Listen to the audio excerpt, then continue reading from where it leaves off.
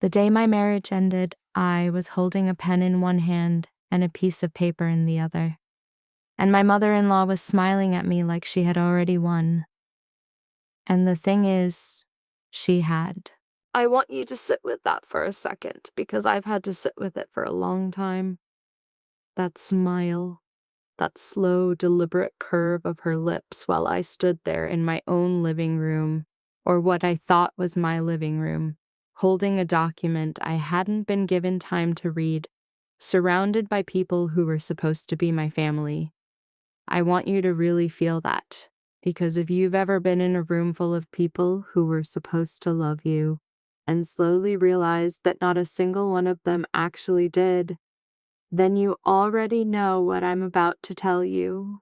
You already know exactly how cold that room can feel. My name is Aaliyah, and this is the story of the worst day of my life, and everything that came after it. But before I get to that room, before I get to Gloria Harrington's smile and those papers and the 2 garbage bags that held everything I was allowed to take with me, I need to take you back. Because nothing makes sense without the beginning. And the beginning, God, the beginning was so beautiful that it almost made me forget to protect myself. I grew up on the south side of Atlanta. Not the part they put in travel magazines. Not Midtown with the glass buildings and the rooftop bars. I'm talking about the kind of neighborhood where everybody knows which grocery store has the best deals on chicken thighs, where the summers smell like cut grass, and someone's uncle always has a grill going by noon on Saturday. My mother, Linda Monroe, worked double shifts at a hospital laundry facility for most of my childhood. She was never home before 8. Most nights I cooked dinner myself and left a plate covered in the microwave for her. We didn't talk about being poor, we just talked about what was next. Next semester, next goal, next step up. She raised me to believe that the only thing between me and anything I wanted was the work I was willing to put in. So I put in the work. I graduated high school with honors. I got a partial scholarship to study graphic design at Georgia State. I picked up freelance jobs on the side, business cards, social media graphics, wedding invitations, whatever someone would pay me to make. I was proud of myself in that quiet way that doesn't need an audience. I knew what I had built, I knew what it cost me, and then I met Derek. It was March. I was volunteering at a fundraiser gala downtown for a nonprofit that supported after-school arts programs. I was there to help with check-in, which mostly meant standing at a table in heels that were already hurting my feet, smiling at people who didn't make eye contact with me. The venue was the kind of place I had only ever seen in photos. High ceilings, soft gold lighting, white tablecloths that probably cost more than my rent. I felt out of place the entire night. I was almost relieved when it started winding down. That's when Derek walked over to the check-in table. He was tall, well-dressed, with this easy confidence that didn't feel like it was performing anything. He picked up a program from the table and looked at it for a second, then looked at me. "Did you design this?" he asked. I told him I had.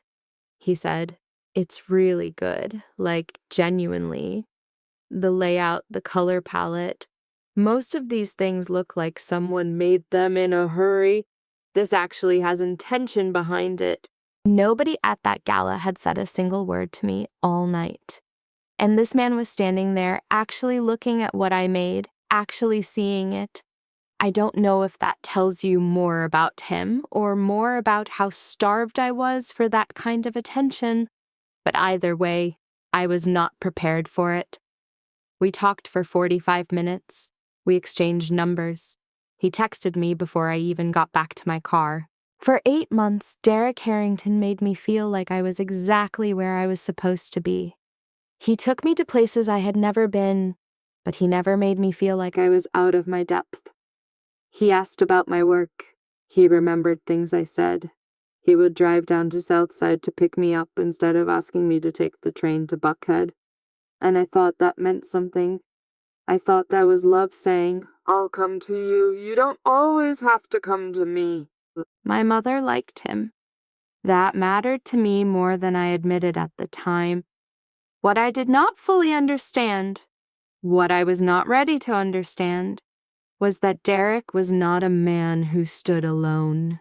He was the product of Gloria Harrington, and Gloria Harrington had very specific ideas about what her son's life was supposed to look like.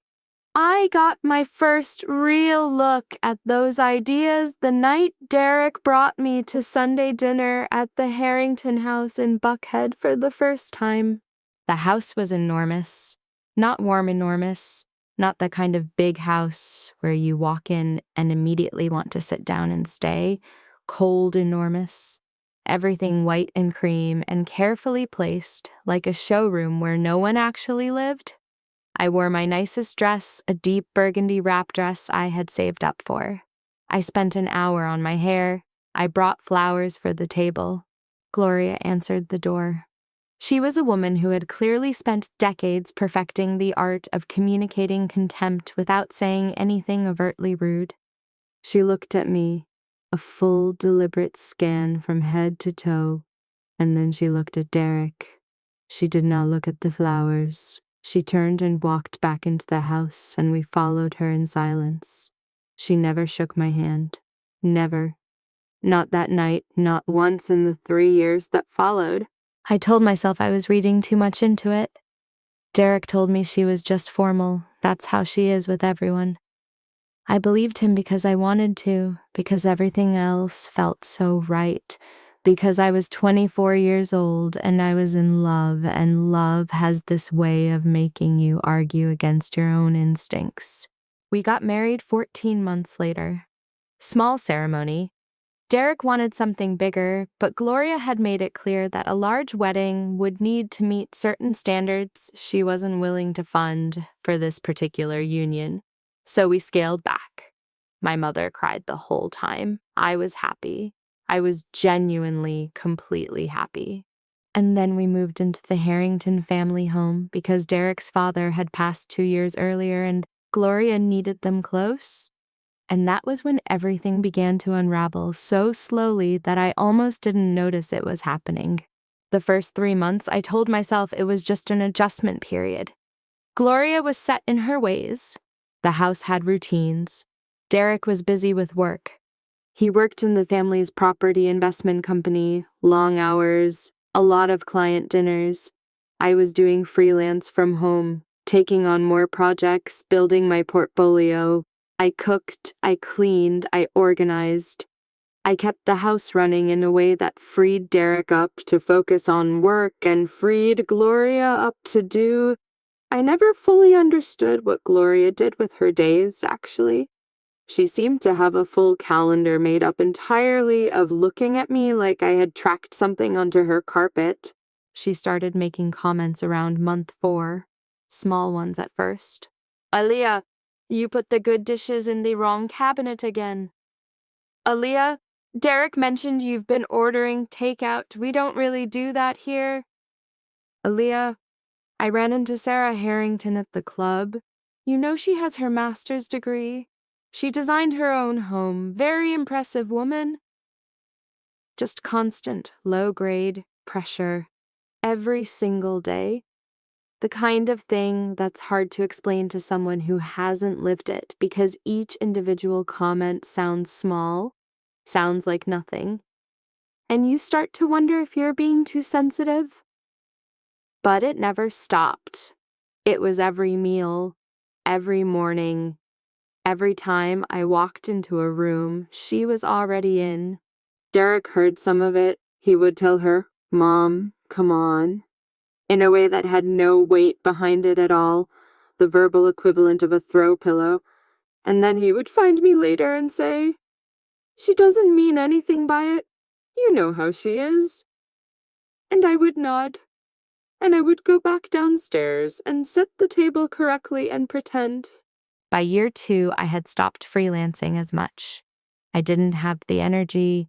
I would sit in front of my laptop and stare at blank design files for 20 minutes. and then closed the laptop. The house had gotten inside of me somehow. All that white and cream, all that silence and expectation, and I couldn't find my own voice in it anymore. I also couldn't find Derek. He started coming home late. Not occasionally, consistently. I would hear the garage door at 11, sometimes midnight. He smelled different.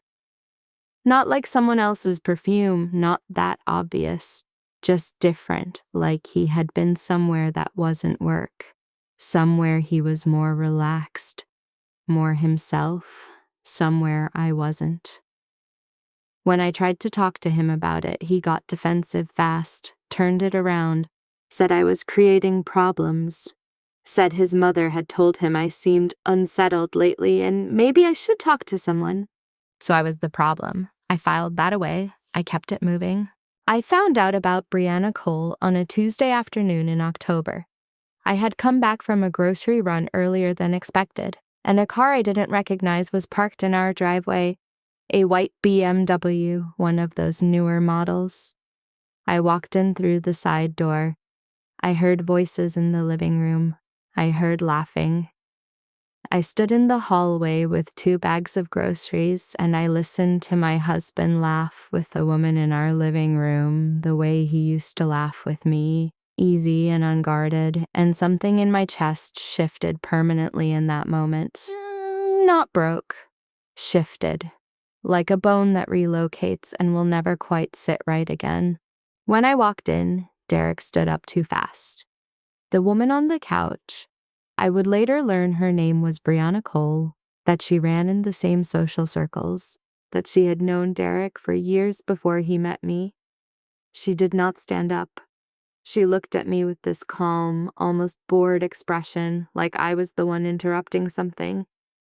Derek said she was a friend from his college years, just dropping by. No big deal. That night, Gloria came to find me in the kitchen while I was washing dishes. She didn't offer to help. She stood near the doorway and she said, "Aaliyah, I think you and I both know that this situation isn't working the way any of us hoped." She paused. "Derek is under a lot of pressure. He needs stability. He needs someone who fits into this life. And I think in your heart, you know you've been struggling to do that." I kept washing the dish in my hand. I didn't look at her. She said, "We want to handle this quietly, respectfully. We want to make sure everyone walks away without any unnecessary mess." I put the dish down. I looked at her then, and she smiled. That same smile I told you about at the beginning. Slow, deliberate, like she had already won. 3 days later, they called the family meeting. Derek sat at the dining room table. Gloria sat at the head of it. There were 2 other people in the room, a man I didn't know who turned out to be the family attorney, and Derek's older cousin Marcus, who was there, I think, to make the room feel more official. Nobody offered me a seat first. I pulled out my own chair. Gloria placed 2 documents on the table in front of me. The first was a divorce petition, already filled out. Derek's signature was already on it.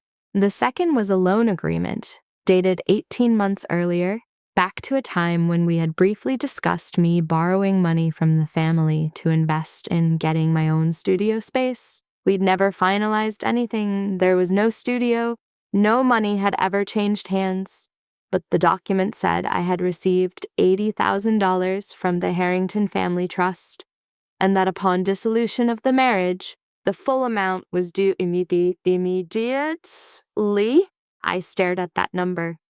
$80,000. I had $212 in my personal account.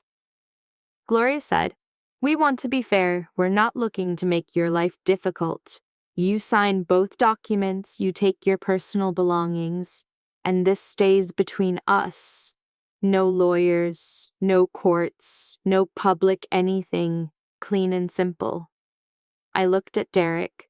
He was looking at the table. I looked at the attorney. He was looking at his phone. I looked at Gloria. She held my gaze without blinking. She had been waiting 3 years for this moment, maybe longer.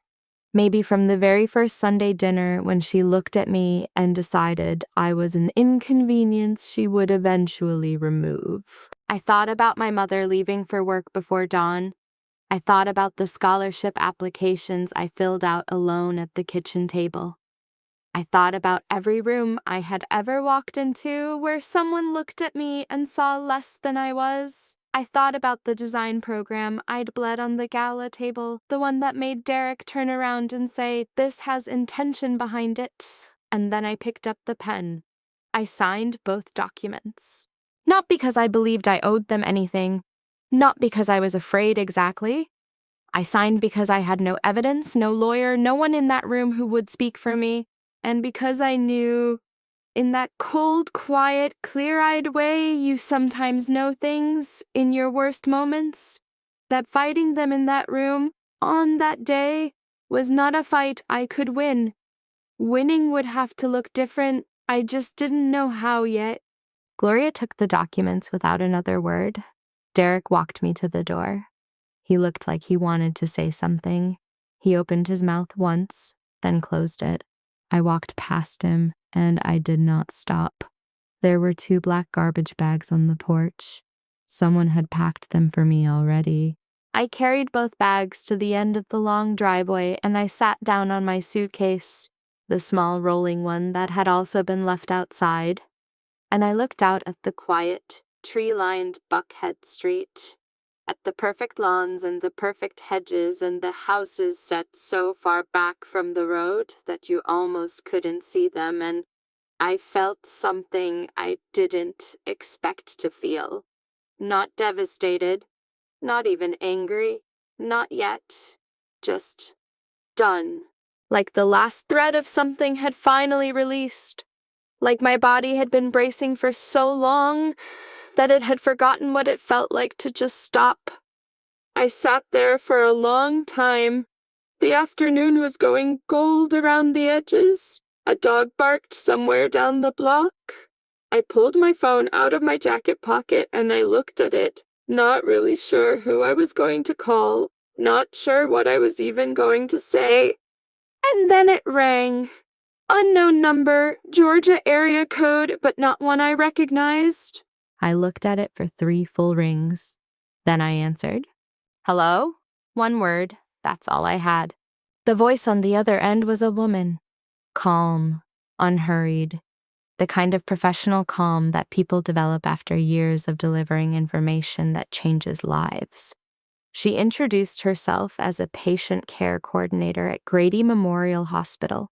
She said my full name, Aaliyah Denise Monroe, and asked me to confirm it.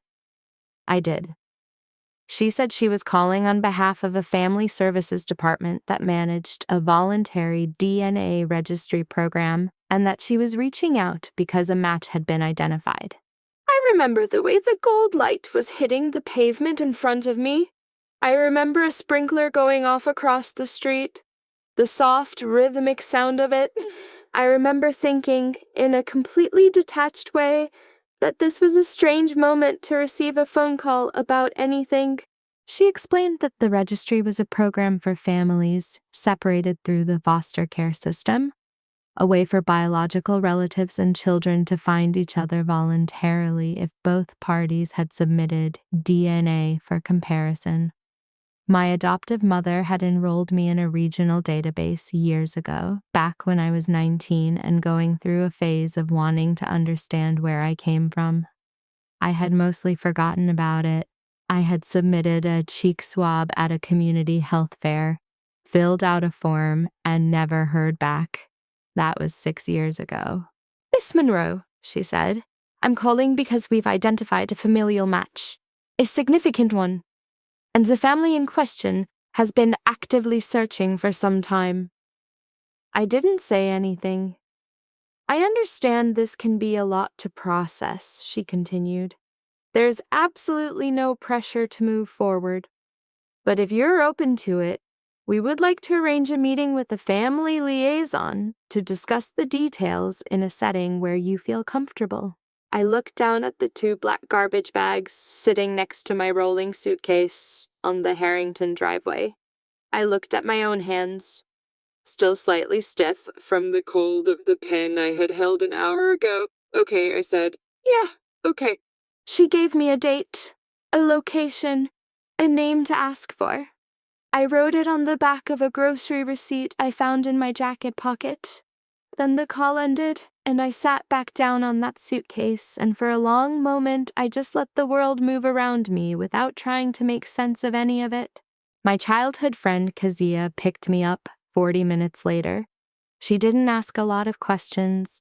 She just loaded my bags into the trunk of her Civic, handed me a gas station coffee that was too sweet and too hot, and drove me to her apartment in East Atlanta without saying much at all. That's the thing about friends who have known you since you were 12. They understand when the kindest thing is to not make you talk. I slept on her pull-out couch for a week before I found a sublease for a small studio 3 blocks away. It was a 3rd-floor walk-up with a window that faced a brick wall and a bathroom where the hot water took exactly 4 minutes to arrive. I paid first month's rent with the last of my savings, and I stood in the middle of that empty room with my 2 garbage bags, and I thought, this is where I start from. Not rock bottom. I refuse to call it that. Just a starting line. A very humbling, very honest starting line. The first 2 weeks were the hardest. Not because of the apartment, not because of the financial stress, not even because of Derek, but because of the silence. In the Harrington house, even the bad days had been full of noise. Gloria's voice, the housekeeper's schedule, Derek's footsteps. I had spent 3 years surrounded by a life that wasn't really mine, and now I was alone with just the sound of the East Atlanta street below and whatever was going on inside my own head. And what was going on inside my own head was not pleasant. I would lie awake running the math on things that couldn't be calculated. How much of the woman I used to be was still inside me? How much of my 20s I had handed over quietly to a family that saw me as a problem to be managed? Whether the version of Aaliyah who sat at a kitchen table doing scholarship applications at 17 would recognize me now, or whether she would look at me with that clear-eyed disappointment I was always afraid of. I picked up a position at a small creative agency in Inman Park. Junior designer, entry level, not what my portfolio warranted, but they were hiring and I needed income and I was not in a position to be selective. The work was fine, mostly digital ads, some branding packages, occasional print collateral for local businesses, nothing that stretched me. But I went in every day. I did the work well and slowly. So slowly it was almost invisible. Something started coming back online in me. Some part that had gone quiet in the Harrington house. My eye. My instinct for what worked and what didn't. I would sit at my desk and fix something in a layout that nobody had asked me to fix and feel a small, private satisfaction that I hadn't felt in a long time. Outside of work, I was managing, barely, but managing. What I was not prepared for was Instagram. It was a random Wednesday evening. I was sitting on my kitchen floor eating leftover rice because I hadn't bought a proper table yet, scrolling mindlessly through my phone. And there they were, Derek and Brianna, posted 3 days after I had walked out of that house. A photo at some rooftop event, his arm around her, both of them dressed like they were celebrating something. The comments were full of people saying how good they looked together, asking if this was the new girlfriend, using heart emojis. 2 of the comments were from people who had attended our wedding. I put the phone face down on the floor. I picked it back up. I looked at the photo again, because I think part of me needed to confirm that it was real, that I wasn't misreading something. And it was real. They looked relaxed, easy, like they had been waiting for this to be public for a while, like my leaving had been a relief rather than a loss. I turned the phone off. I sat with the leftover rice going cold in my lap, and I let myself feel it, not perform feeling it, not push it down or reframe it or remind myself that I was better off. I just let the actual weight of it sit on my chest for a few minutes.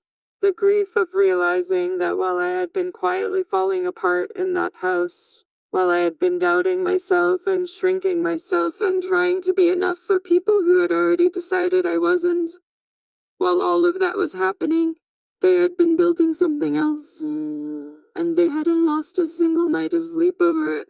I cried that night.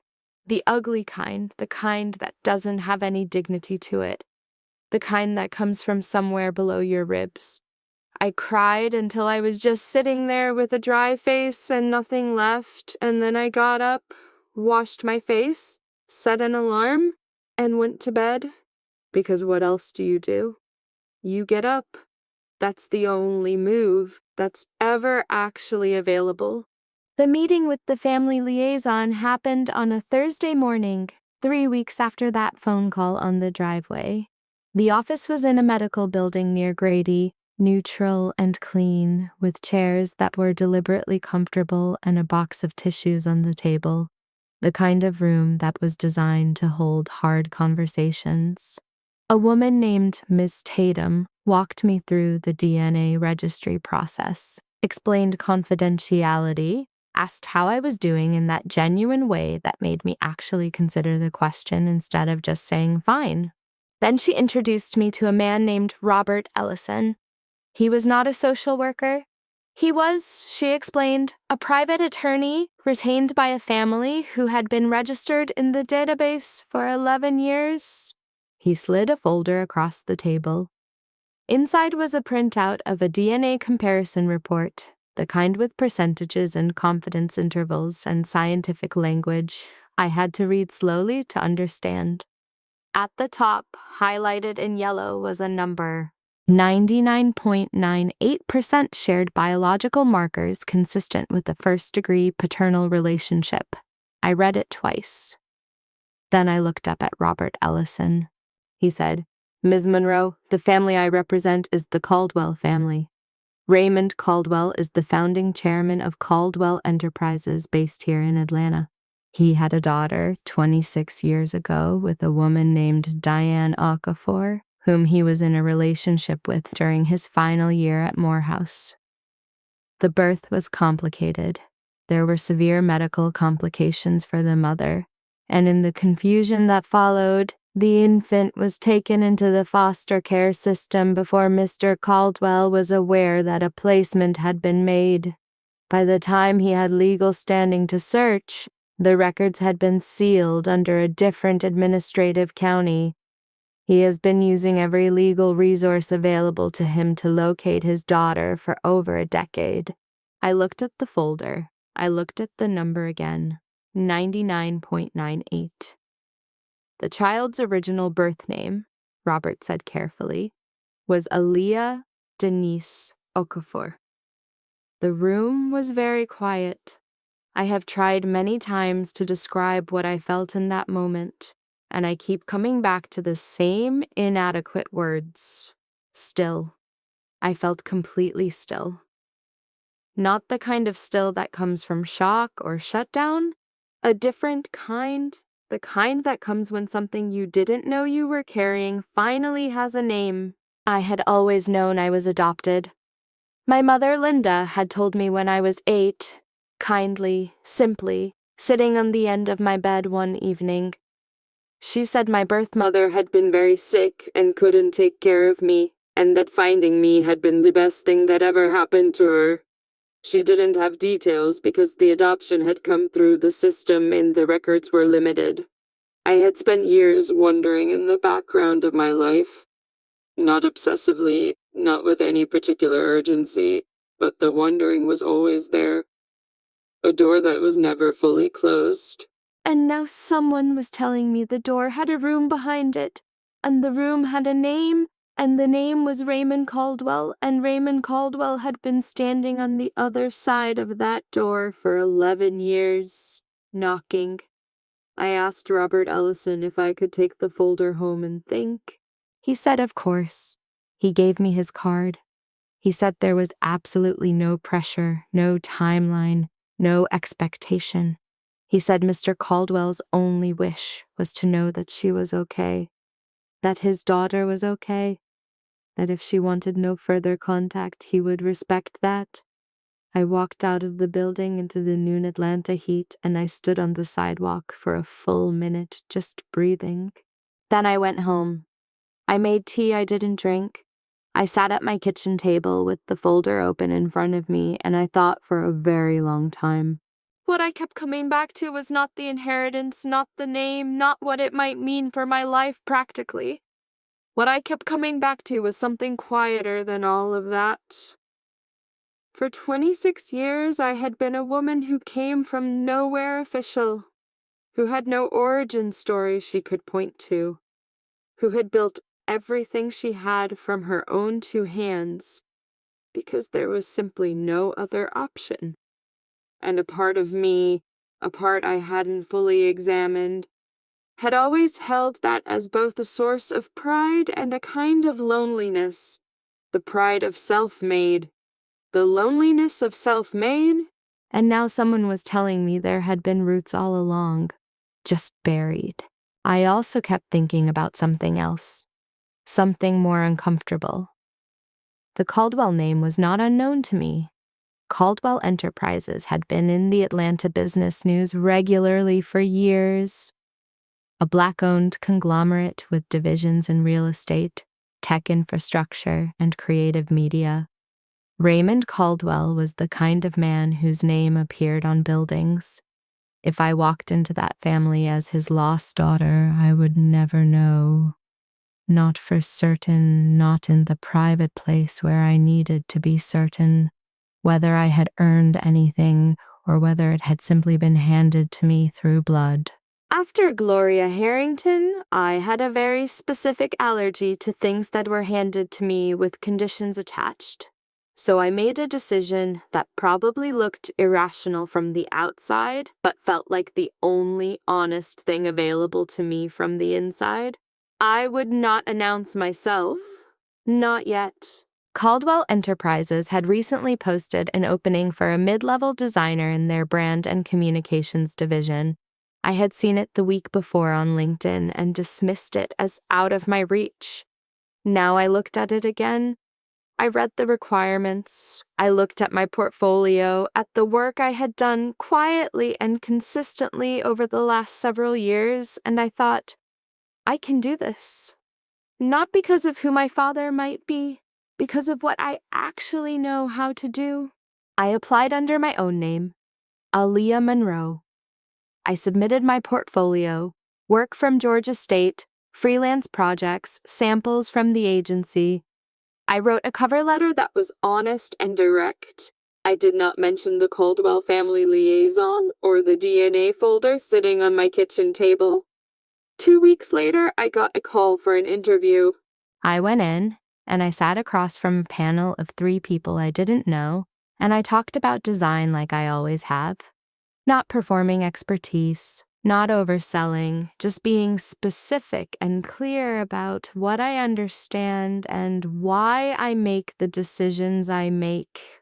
One of the panelists, a woman with natural locks and reading glasses pushed up on her head, asked me what I thought was missing from most corporate brand work today.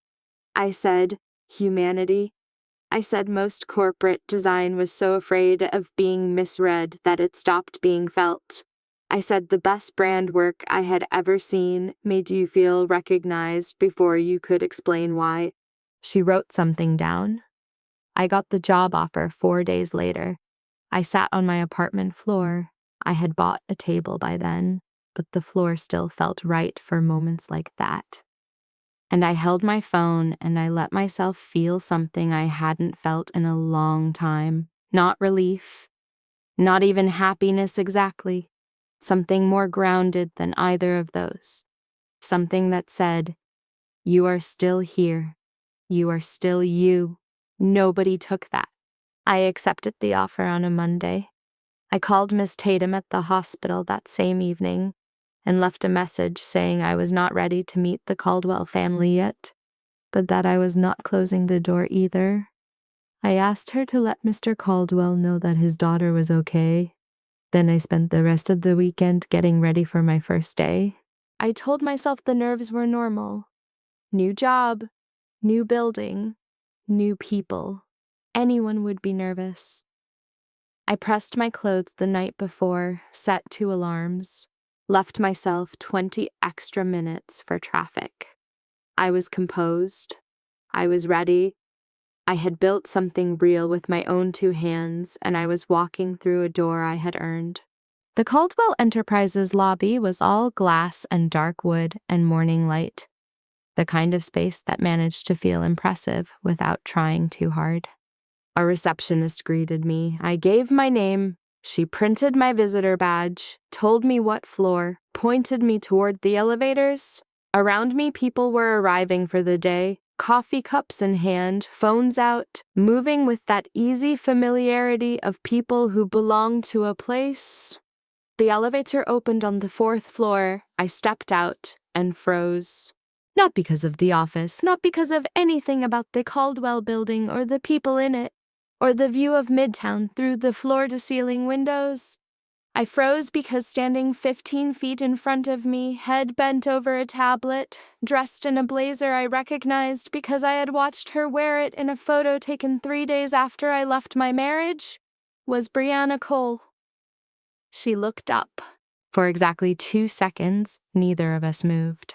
Her expression went through something I could see even from 15 feet away, a fast, internal calculation, the kind of recalibration that happens when a situation becomes inconvenient in a way you hadn't accounted for. Then she straightened. She let a slow, polished smile settle on her face, the kind of smile that was designed to look like composure. "Aaliyah," she said. "Whoa, I didn't know you were—" She paused just long enough to be deliberate. "In this industry." The implication sat in the air between us like something she had put there on purpose. "This is not your world. What are you doing here?" I had heard that implication before. I had heard it in Gloria Harrington's silence at a Sunday dinner table. I had heard it in a room where a man wouldn't meet my eyes while his mother slid papers across a table. I had heard it in 100 small moments across 3 years of being made to feel like a guest in my own life. I let the silence run for just a beat longer than was comfortable. Then I smiled back. Not Gloria's smile, not the performance of having already won. Mine was simpler than that. It was the smile of a woman who had driven to work this morning with her own name on her badge and her own work in her portfolio, and not a single thing in this building that she hadn't earned. "Good morning," I said, and I walked to my desk. There is a specific kind of exhaustion that has nothing to do with sleep. I know this because for the first 3 weeks at Caldwell Enterprises, I was sleeping fine. 8 hours, sometimes more. Kezia had given me a diffuser with lavender oil, and I used it every night without irony. My body was resting, but something underneath the rest was working constantly, some low, steady engine that never fully powered down. And by the end of each workday, I would sit in my car in the parking structure and feel the weight of it, the accumulated effort of existing in a space where one person already knew parts of my story she had no right to know. Brianna and I had settled into something that looked, on the surface, like professional neutrality. We nodded at each other in hallways.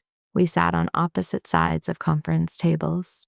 We never spoke directly unless a meeting required it, and when it did, we were both perfectly, impeccably civil. Anyone watching would have seen 2 colleagues who were simply not close. Nobody watching would have seen the architecture underneath. The way she angled her chair slightly away from mine in team meetings, the way she laughed a half second too loud at things other people said whenever I was presenting, the way she managed to occupy every common space in a way that made it feel slightly less common. I had met women like Brianna before, not her specifically, but the type. The ones who had learned early that the most effective way to push someone out was not through confrontation, but through erosion. Slow, patient, almost invisible. You don't argue with someone like that. You don't call it out in a meeting because there's nothing specific enough to call out. You just absorb it. Day after day, you absorb it and you do your work and you do not let it move you. My work, at least, gave me something solid to stand on. The brand and communications team at Caldwell Enterprises was sharp. These were people who had opinions and weren't afraid to defend them, who pushed back on each other's concepts in ways that were genuinely productive rather than political. For the first time in years, I was in a room where the work actually mattered, where a design choice could get 20 minutes of real debate, where someone might pull up color psychology research to argue for a palette shift. I loved it. I loved it in the particular way you love something after you've spent a long time being deprived of it without fully realizing the deprivation was happening. Within the first month, I had redesigned 2 internal communication templates that the team had been using unchanged for 3 years. Nobody asked me to. I just noticed they were inefficient, cluttered hierarchy, inconsistent type scaling, a color system that fought itself, and I fixed them on a Friday afternoon because I couldn't look at them anymore. My direct supervisor, a measured man named Daniel Park, forwarded the updated files to the broader team with a single line, "Aaliyah redesigned these. Much better. Please use going forward. It was small, but it was real. And in a professional environment, real is everything." What I did not anticipate was Brianna's response to it. It started subtly, as these things always do. 2 weeks after the template redesign, there was a pitch presentation for a major rebrand project, a new client the company was pursuing in the sustainable tech space. I had put together a concept direction over a weekend, unprompted, 3 different visual approaches, mood boards, a type specimen, a rationale document that laid out the reasoning behind each direction.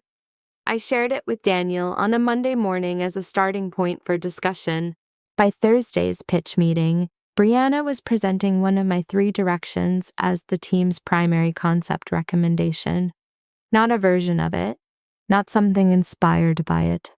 The actual direction, with 2 colors swapped and a different font in the headline, the same rationale, the same structural logic, down to the specific language I had used in the written document to describe the restrained palette with intentional contrast moments. I sat across the table and I watched her present my thinking in her voice, and I felt something go very flat inside me. Not rage, it was past rage. It was the particular flat feeling of someone who has seen this before, who knows exactly what it is, who understands that the people in the room don't know what they're watching. After the meeting, in the hallway, I considered my options. I could go to Daniel. I could pull up my original files with their timestamps. I could document it and file it properly. All of those things were available to me. What I chose to do, for the moment, was nothing. Not because I was afraid, because I had learned something important in the Harrington house. Moving too early with incomplete information in front of the wrong audience costs you more than it costs them. Patience is not the same thing as weakness. Sometimes it is the most strategic thing you have. What I did do was start keeping a record. Dates, file timestamps, email threads, saved drafts. Quiet, meticulous, thorough. The kind of documentation that doesn't feel like much until you need it, and then it feels like everything. About 6 weeks in, Raymond Caldwell came to the 4th floor. He did this periodically, walked the departments, not in a formal inspection way, more like someone who genuinely wanted to know what was happening in his building. He was in his mid-50s, a tall man with close-cut gray at his temples, the kind of bearing that came not from practicing authority but from having lived it long enough, that it just settled naturally in the way he carried himself. He was not the kind of executive who needed the room to go quiet when he walked in. The room just did. He stopped at the end of our row of desks where a team monitor was displaying the current round of concepts for an ongoing campaign. He looked at the screen for a moment. Then he asked, generally, who had developed the layout structure for the 3rd concept on screen. Daniel looked toward me. Raymond turned. Our eyes met for the first time. He looked at me the way you look at something you're trying to place. Not rudely, not with intensity, just with that slight pause of recognition that can't quite locate its own source. It lasted maybe 2 seconds, then it was gone, and he was professional and composed, and he said, the structural logic was strong, that it was the kind of work that understood what the client actually needed versus what they thought they wanted, and then he moved on down the floor. I turned back to my screen. I don't know how to explain what I felt in those 2 seconds. It wasn't recognition on my end. I had only ever seen Raymond Caldwell in business news photos. It wasn't anything I could have named out loud. But there was something in the quality of that pause that stayed with me for the rest of the day, the way a song does when you only catch a few notes of it. I did not think about DNA. I thought about design. I went back to work. What I could not go back to, what kept finding me in the margins of the life I was trying to carefully rebuild, was Derek. He called on a Tuesday evening in my 2nd month at the company. I was at my kitchen table working on a freelance project.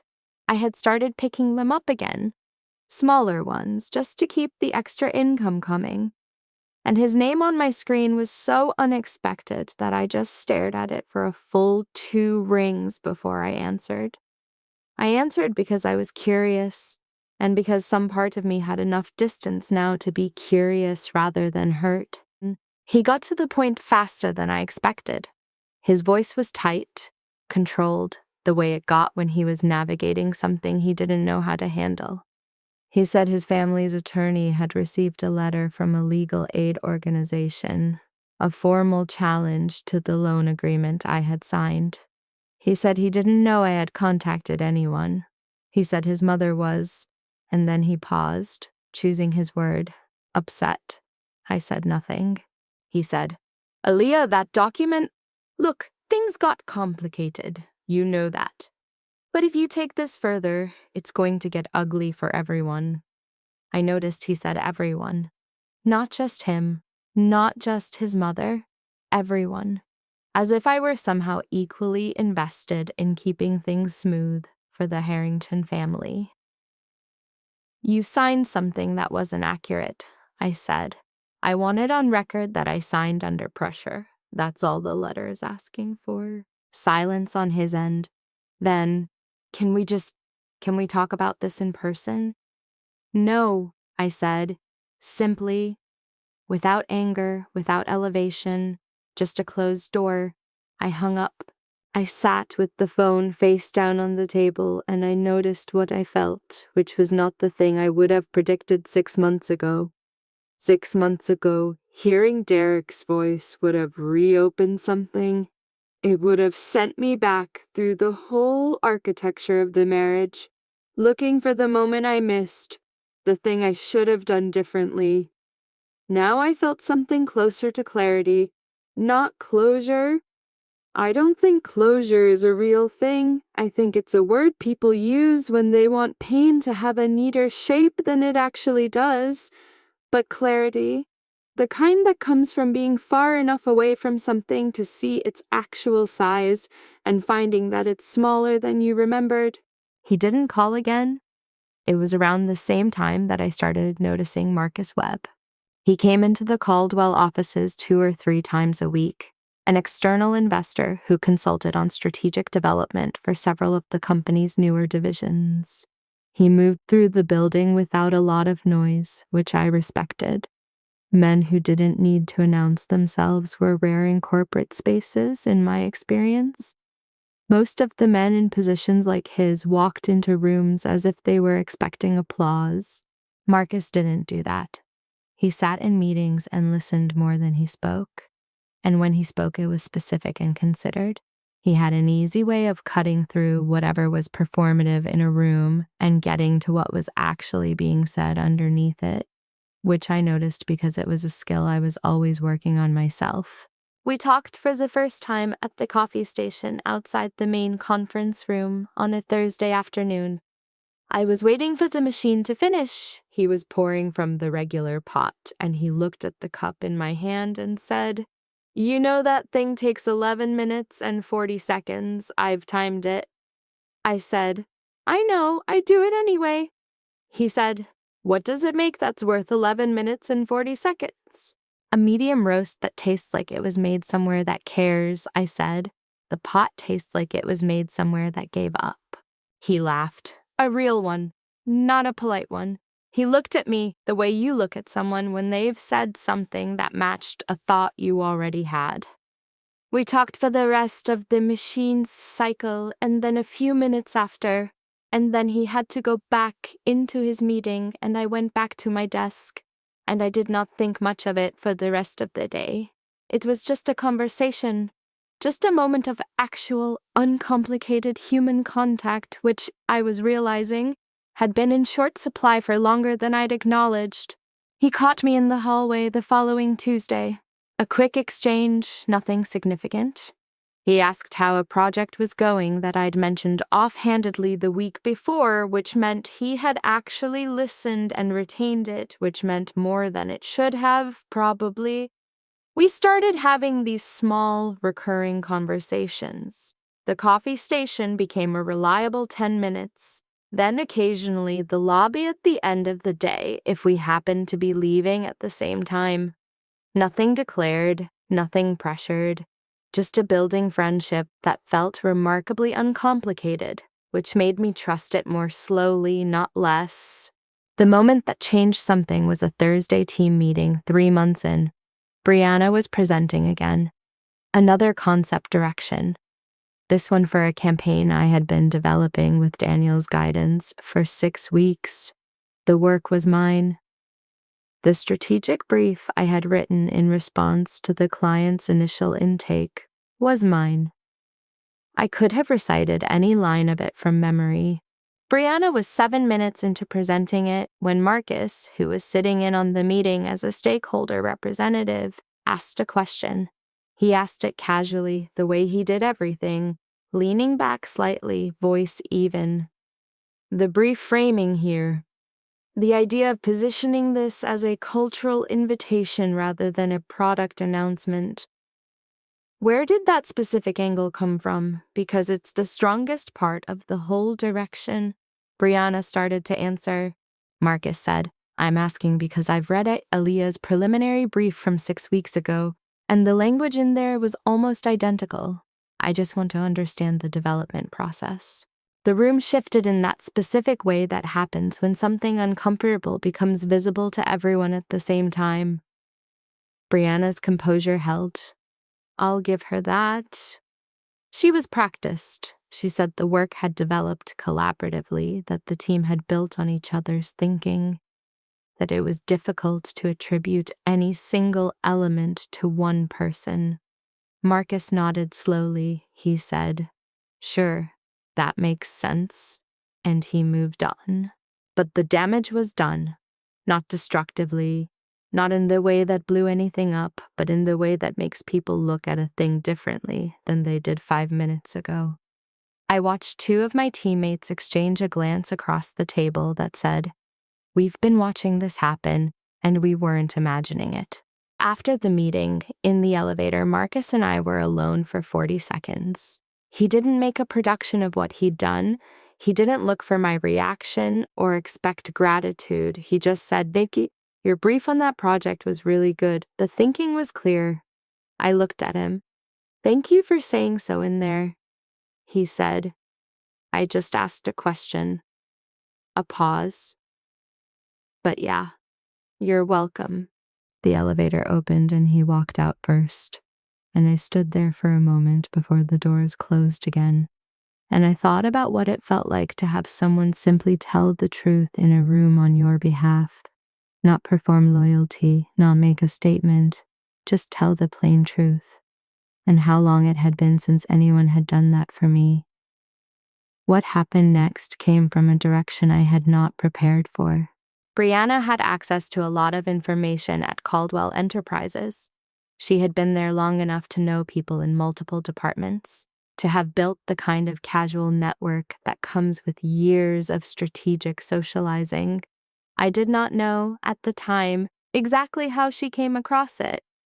Later, I would piece together that she had been spending time with Raymond Caldwell's executive assistant, a woman named Patricia who was warm and talkative and trusted people faster than she probably should have, and who had apparently mentioned in a private conversation that was not meant to travel that the company's DNA registry program had recently been contacted about a match linked to a current employee. It was not public information. It was not supposed to be anything except a private administrative note in a file that was not Brianna's business. But information has a way of traveling toward the people who are looking for it. I did not know any of this yet on the morning I was called into the executive floor. I found out during lunch from Daniel, who came to find me with a look on his face that was carefully neutral in the way that usually signals the opposite of neutral. He said Raymond Caldwell had requested a closed-door meeting that afternoon with a small group, himself, the head of HR, and me. He said he didn't know the full context, but that he had been asked to let me know. As a courtesy, I thanked him. I went to the bathroom. I ran cold water over my wrists, something my mother had taught me when I was a teenager and anxious before a big test. I looked at myself in the mirror above the sink and I said out loud, in a bathroom on the 4th floor of Caldwell Enterprises in Midtown Atlanta, "You know who you are. You came here on your own terms. Whatever happens in that room, that part is still true." Then I dried my hands and went back to my desk. At 3:15, I took the elevator to the executive floor. The receptionist walked me to a conference room with a long dark table and floor-to-ceiling glass looking out over the city, the kind of view that on a different day I would have stopped to appreciate. Today I walked to a chair across the table and sat down. Raymond Caldwell was already seated at the head of the table.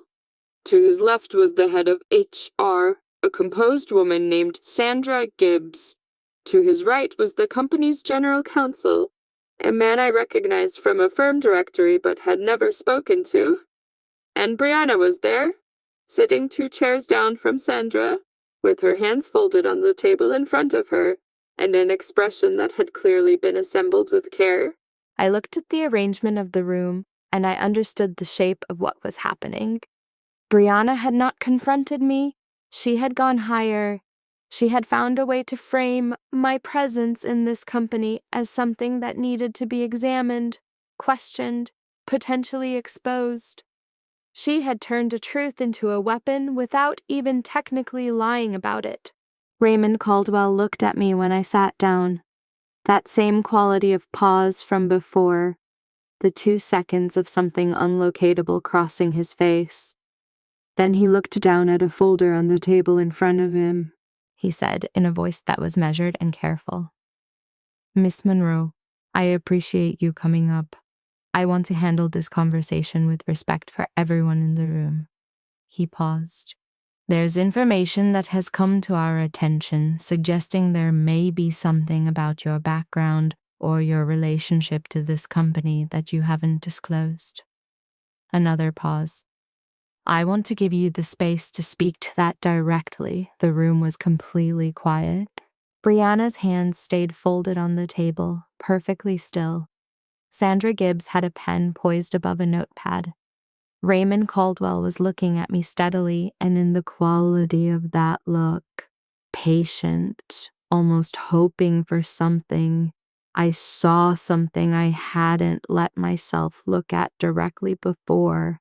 He was not looking at me the way a chairman looks at a suspected problem. He was looking at me the way a person looks at a door they have been standing outside of for a very long time. I took one breath, and I decided that if this was the moment, it was mine to own. I have a habit of counting things when I'm nervous, not consciously. I don't sit down and decide to count. It just happens, the way breathing happens, automatic and below the level of choice. I count ceiling tiles. I count the number of times someone blinks. I count the seconds between one person finishing a sentence and another person starting theirs. I discovered this about myself in middle school. Sitting outside the principal's office after getting into an argument with a teacher who had graded my essay a C because she said it was too confident for the assignment. I counted the water stains on the ceiling tiles while I waited, and by the time my mother arrived, I had reached 37. In the executive conference room on the top floor of Caldwell Enterprises, I counted the distance between Raymond Caldwell's hands on the table, both palms flat, spread maybe 8 inches apart, 8 inches of dark wood between one hand and the other. I looked at those hands for 1 full second, and then I looked up at his face, and I started talking. I did not perform it. I did not dress it up or build to it or give it the shape of a revelation. I spoke the way you speak when you are so tired of carrying something that putting it down stops feeling like a choice and starts feeling like the only remaining option. I told him about the hospital call. I told him about the DNA folder, the 99.98%, the name on the birth record. I told him I had sat alone at a kitchen table with that information and made a decision that I understood could look, from the outside, like deception, and that I needed him to understand why it wasn't, at least not to me. I applied for this job because I needed to know I could do it, I said. Not because of blood, not because of anything that hadn't come from my own work. I've spent the last several years in a situation where everything I had depended on someone else's willingness to keep giving it to me. I needed something that was mine first. I needed to know that before anything else. I stopped. The room was very quiet. Raymond Caldwell had not moved. His hands were still flat on the table. His expression had done something complicated during the 3 minutes I was speaking. Something I watched and could not fully decode, a kind of controlled unwinding, the way a person looks when they are trying to hold their face together and the effort is starting to cost them. Sandra Gibbs had put her pen down somewhere in the middle of my second sentence and had not picked it up again. The general counsel was looking at the table. Brianna was looking at me, and her expression had changed too, though in the opposite direction. Whatever careful architecture she had assembled coming into that room was beginning to show its seams. This had not gone the way she planned. She had expected a confrontation, an exposure, maybe a professional unraveling. She had not expected me to simply tell the truth, plainly and without theater, and have it land the way it did. Raymond spoke. His voice was lower than before, and the professional structure in it had shifted into something more personal that he didn't seem to be fighting anymore. He said, "Why didn't you come to us directly after the call from the hospital? Why didn't you just—" Oh, and then he stopped himself, because I think he already knew the answer, and I think hearing himself ask the question out loud made him feel the weight of it differently. Because I'm a Black woman who has spent her whole life earning rooms that other people were born into, I said, and I needed to earn this one too. even if it was mine by blood. I needed to be able to look at my own work on these walls and know it was there because of what I know how to do, not because of whose daughter I am. The silence after that was a different kind of silence than what had come before it. Raymond Caldwell pushed back from the table. He stood up, not abruptly, not in a way that signaled anything alarming, just the deliberate movement of a man who needed to be on his feet for whatever came next. He walked around the length of the table. He stopped beside my chair. Then he said very quietly, "I've been looking for you for 11 years. And I did not cry. I have thought about this moment many times since, and I'm always slightly surprised by it, that I didn't cry. What I did was exhale, long and slow, like something that had been compressed for a very long time was finally releasing, and I looked up at him and I said, "I know." He put his hand on my shoulder for just a moment. That was all, and that was enough. Sandra Gibbs spoke next. She addressed Brianna directly, calmly, professionally, without any particular emphasis, and said that in light of the information being discussed, she would need to schedule a separate meeting with Brianna to review some concerns that had been escalating at the departmental level. She said the meeting would take place the following morning. She said Brianna was free to go for the rest of the afternoon. Brianna said, "I think there's been a mischaracterization of," Sandra said. "Tomorrow morning, Brianna, 9 o'clock. Something moved across Brianna's face that I recognized. It was the expression of someone who has been outmaneuvered in a direction they didn't see coming. She gathered her things from the table. She did not look at me when she left the room. The door closed behind her, and the general counsel quietly excused himself as well. And then it was just Raymond and Sandra and me in that glass-walled room above the Atlanta skyline, and the afternoon light was doing something golden and significant through the windows that I would have appreciated more under different circumstances. What happened over the next 3 hours I will not fully reconstruct here, because some of it belongs to me and Raymond Caldwell and nobody else. What I will tell you is that Sandra left after the first 30 minutes, that Raymond and I sat in that conference room and actually talked the way people talk when they are trying to locate each other across a distance that has nothing to do with geography. He told me about Diane, my birth mother, that she had survived the complications, that she had spent years looking herself, that she had passed away from an unrelated illness 4 years ago without ever finding me, and that fact clearly still carried a weight in him that he had learned to move around but never fully put down. I told him about Linda Monroe, about the Southside Kitchen and the scholarship applications and the woman who had raised me to believe that everything I needed was already in me if I was willing to work for it. He said, "She sounds like someone I would have liked to know." I said, "She was the best person I've ever met." We were still talking when a knock came at the conference room door. It opened before Raymond could answer. Nadia Caldwell walked in with a laptop under her arm and a coffee in her other hand, looking like a woman who had been told something significant and had decided to verify it personally rather than wait for a summary. She stopped inside the doorway. She looked at her father. She looked at me. Nadia was 30. She had her father's bearing and, I would learn later, her mother's patience, which meant she had very little of it. She assessed situations quickly and made up her mind fast and rarely revised. I could see her making up her mind about me right then, in real time, standing in that doorway. She said, "I pulled her project files from the last 3 months." Raymond said, "And?" Nadia looked at me for a moment longer. Then she said, "Every major creative output the team has had since September traces back to her.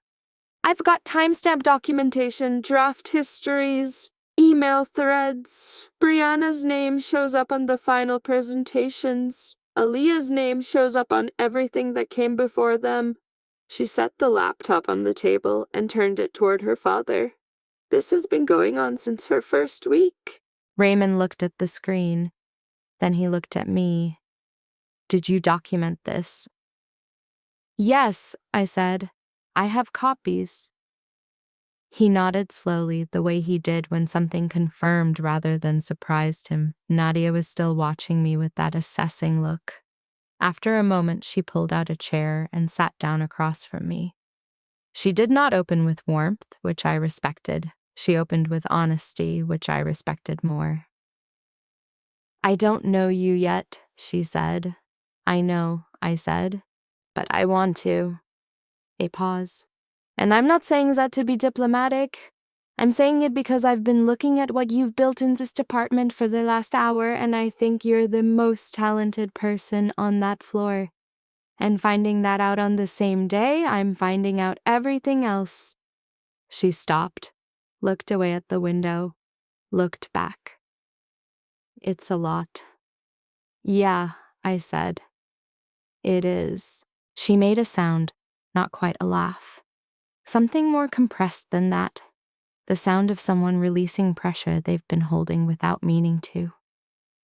Okay, she said. Okay. And that single repeated word somehow contained more genuine warmth than anything elaborate she could have said. Sandra Gibbs confirmed the following morning what the people in that room already understood. Brianna Cole's employment at Caldwell Enterprises was terminated effective immediately on the basis of documented misappropriation of intellectual work product and breach of professional conduct standards. It was handled quietly, with the kind of clean institutional efficiency that has no interest in drama. There was no public statement, there was no company-wide email. Brianna simply was not there when people arrived on Thursday, and by Friday her desk had been cleared by facilities, and the only evidence she had occupied that space was a faint ring on the desk surface where her coffee mug had sat every morning. I did not feel triumphant about it. I had learned somewhere in the previous year that triumph is a feeling that belongs to people who needed the battle more than they needed the outcome. I needed the outcome. My work acknowledged, the record corrected, the pattern stopped. The battle itself had never been what I was after. So when it ended, I felt something quieter than satisfaction. I felt air returning to a room that had been short of it for a while. The Harrington situation resolved itself with the kind of anticlimax that almost felt like its own justice. The legal aid challenge to the forged loan agreement had been quietly building momentum for 2 months. When the Harrington family attorney received the formal request for the original loan disbursement records, the bank transfers, the transaction documentation that would prove the money had actually changed hands, the response came back within a week. The family was withdrawing the agreement. There would be no further claim. No explanation, no apology, just a withdrawal letter in plain legal language that said, in its formal way, that the document would not be pursued. I forwarded it to my legal aid contact, and then I put it in a folder on my desktop labeled closed, and I did not open that folder again. What I heard through Kezia, who still moved in some of the same Atlanta social circles, was that Derek and Brianna had lasted approximately 6 weeks as a public couple before things became complicated. Brianna's professional reputation in Atlanta's corporate creative community was not large, but it was not nothing, and when word traveled, as it does in a city that is smaller than it looks, that she had been dismissed from Caldwell Enterprises for conduct issues, the invitations to certain events stopped coming with the same frequency. Derek's mother had positioned the two of them as the next chapter of the Harrington family's social profile, and that positioning required a certain kind of audience, and the audience was becoming less available. I did not enjoy this information. Let me be precise about that because it matters. I did not sit with it and feel satisfied the way I might have imagined I would.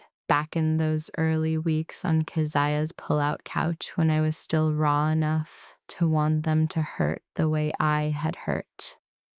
By the time the information reached me, I was far enough from that rawness that it registered mostly as a fact. A thing that had happened in a world I was no longer part of. Derek texted once, not a call this time, a text which told me something about his confidence level. It said, "I hope you're doing well. I heard things are going good for you. That makes me happy." I read it. I set my phone down. I never responded. Not from anger, not even from principle.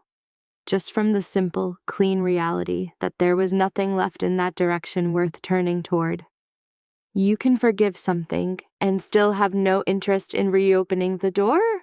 Those two things coexist in ways that took me a long time to understand. Marcus asked me to get dinner on a Thursday in November.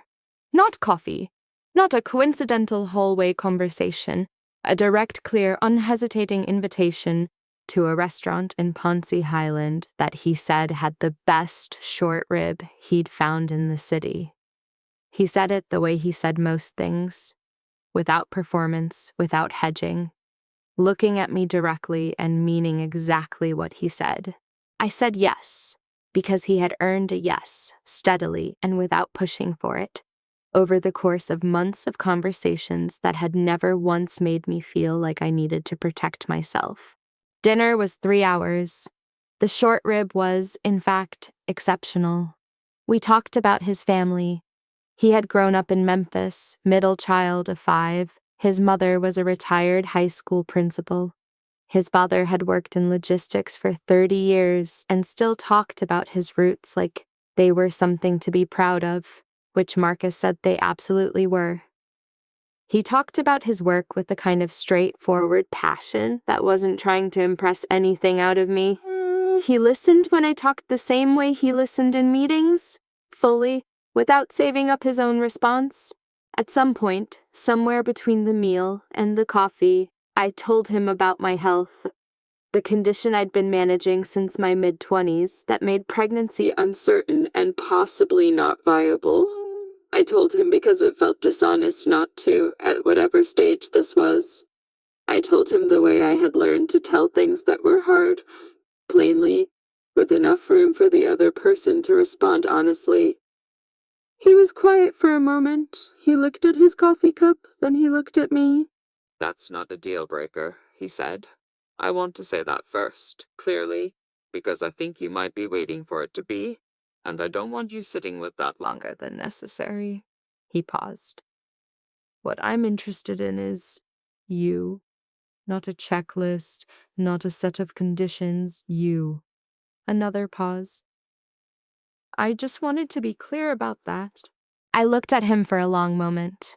I thought about every room I had sat in where what I was capable of providing was the primary question. I thought about Gloria Harrington's careful inventory of everything I lacked. I thought about 3 years of being measured against a standard that had been designed specifically to exclude me. And I thought about what it felt like to be seen, finally, without the measuring tape. "Okay," I said. "Thank you for saying it clearly." He said, "I tend to do that." "I know," I said. "It's one of the things I trust about you. We are not a dramatic love story. I want you to know that because I think there's pressure in stories like mine to have the love part be as loud as the pain part. To have it arrive in some cinematic way that compensates for everything that came before it. That's not what Marcus and I are. What we are is 2 people who found each other on the other side of a lot of lived experience who recognized in each other something real and took their time with it. That recognition is quieter than a movie. It is also, I've found, considerably more durable." The first Sunday dinner at the Caldwell house happened 6 weeks after the conference room. Raymond had asked, not pressured. Nadia had texted separately. A direct, unadorned text that said, "Sunday dinner, bring something to drink, my dad always forgets to buy enough," which is how I found myself in a kitchen in a house in Cascade Heights on a November Sunday, holding a bottle of sparkling cider, listening to a playlist that Nadia was controlling from her phone that had already included 2 songs I had never heard of, and one that I was fairly sure was from 2004. Raymond burned the cornbread, not slightly, thoroughly. The smoke alarm went off. He stood at the stove with an oven mitt and an expression of genuine bafflement, and Nadia looked at me across the kitchen island and said, deadpan, "This happens every time. He does not learn." And I laughed. A real laugh, the kind that comes from somewhere unexpected, and I realized I couldn't remember the last time I had laughed at something simply because it was funny, without any other thing underneath it. We ate dinner at a table that was not perfect. There was a serving dish that didn't match the others. The cornbread situation was resolved by the store-bought backup Nadia had preemptively purchased and hidden in her bag. Raymond asked me questions about my work with genuine curiosity, not the performance of fatherly interest, but the actual thing. Asking follow-up questions, pushing back on my process in ways that sharpened my thinking, making me explain myself the way only someone who understood the work would know to do. Nadia argued with him about something I couldn't fully follow that seemed to be an ongoing disagreement about a business decision from 3 months prior. I sat between them at the table and watched them do the thing that families do, argue and laugh and pass dishes and talk over each other and arrive somehow at something warm. I have a biological family. That sentence still feels new in my mouth, still slightly unfamiliar, the way a word feels when you've only ever read it and then suddenly you hear it spoken out loud and realize you'd been pronouncing it wrong in your head all along. I also still have Linda Monroe, who lives in the same house on the same street in South Atlanta, who called me on a Tuesday when I finally told her everything, and who cried and then laughed and then said, "Baby, I always knew you came from somewhere good, I just didn't know where." She and Raymond have spoken on the phone twice. I was not in the room for either call. Some things deserve their own privacy. What I know now, living in the particular present tense of my life, the job I earned, the family I found, the man who sees me in full, the apartment I decorated exactly how I wanted with no one's taste to accommodate but my own. What I know is this. The version of me that sat on a suitcase on a Buckhead curb with 2 garbage bags and $200 and a phone ringing in her hand did not need rescuing. She needed space. She needed time and distance and the particular painful gift of having everything stripped away so that she could find out what was left when it was. What was left was enough. It was more than enough. I am not going to tell you that everything that happened to me was a lesson. That's not true, and I think it's a disservice to say it. What Gloria Harrington did was not a lesson. It was a wrong. What Derek did was not a lesson. It was a betrayal. What Brianna did was not a lesson. It was theft. And calling it a lesson would let too many people off too many hooks. Those things happened. They cost me real time and real energy and real pieces of myself that I'm still in the process of recovering. But I am here, and here is not nothing. Here is actually everything.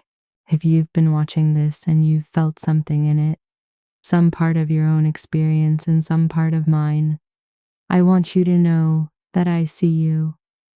The woman who is holding something together with her hands and not sure how much longer she can hold it. The woman who has been told in 100 small ways that she is less than what she actually is. The woman sitting in a car in a parking lot somewhere trying to figure out what the next move is when all the previous moves have been taken from her. You are not at the end. I promise you that. You are somewhere in the middle, and the middle is survivable, and what comes after it? What comes after you decide that the version of yourself they tried to diminish is not actually the final version. That part is yours. Drop a comment if any part of this landed for you. Tell me where you're watching from. Tell me what you're carrying.